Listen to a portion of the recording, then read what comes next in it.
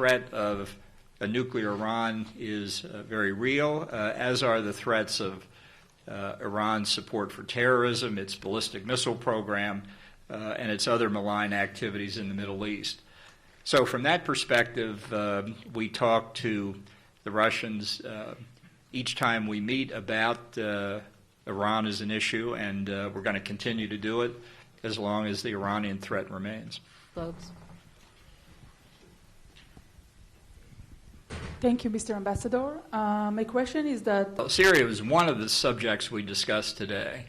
And the United States would very much like to get rid of foreign forces from Syria. We have no burning, long-time desire to stay there, I can tell you that. The real issue is the Iranian forces.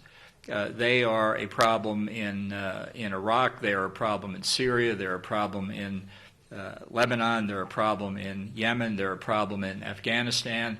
And I include in that surrogates for Iran and the Quds Force, Shia militia groups, Hezbollah, and other terrorist groups.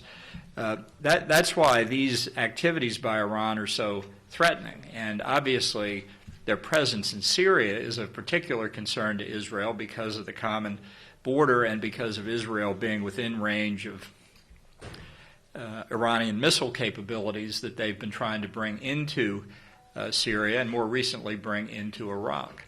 About the Ukrainian conflict, perhaps the U.S. is willing to recognize. Look, Iran has engaged over the past couple months in a long series of unprovoked and unjustifiable attacks on oil tankers, oil pipelines, shooting down an American drone, and engaging in a whole range of other activity that's unacceptable.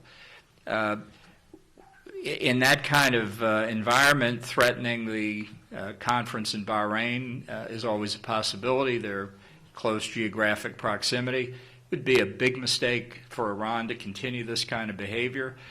So we hope the conference, which extends over several days, will proceed unimpeded, and that would be best from even Iran's own point of view.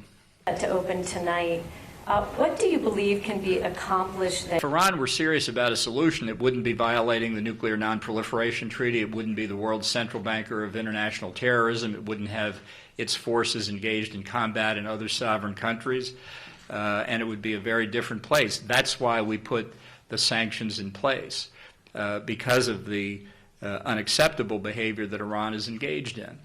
Now, they'll either get the point, or as the President said, I think very cogently yesterday morning in imposing sanctions on the Supreme Leader, we will simply enhance the maximum pressure campaign further. It will be, I think, the combination of sanctions and other pressure that does bring Iran to the table. Their word isn't very good. They violated, as I mentioned before, the nuclear deal. They violated the Non-Proliferation Treaty.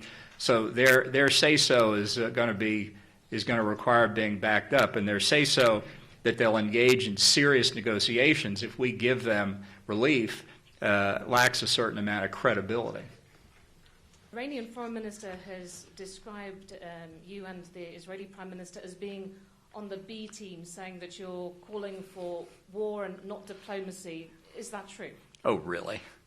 I mean, look, this is sort of juvenile behavior, and it would be a waste of oxygen to comment on it further. To open tonight, what do you believe can be accomplished there? I think it's a mistake for the Palestinians to boycott it, and I think what makes this particular proposal, which is sort of being rolled out in pieces and slowly due to a lot of exigent circumstances, the thing that makes it unique is the economic aspect of it.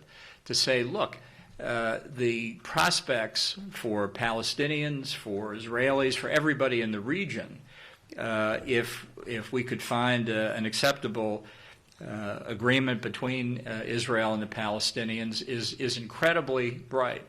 And rather than relitigate decades of disputes, think about the future and negotiate on that basis. So we'll see how it goes. I think we're optimistic. I think the President's optimistic. And I hope the Palestinians are optimistic, too.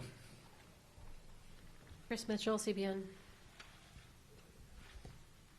Thank you, Mr. Ambassador. What's your message to Iran if in a few days they exceed the amount of allowable enriched uranium, and is a military option still on the table? Well, I think the President would say that all options remain on the table. I wouldn't give Iran advice on what they ought to do. They should give up their pursuit of deliverable nuclear weapons. They should make that strategic decision. They haven't done it yet. All these subsidiary steps that they take simply make it more difficult for the rest of the world to trust them. I think the next step, if indeed they do blow through the limits, as they have threatened, they called it an ultimatum to the Europeans when they issued their statement.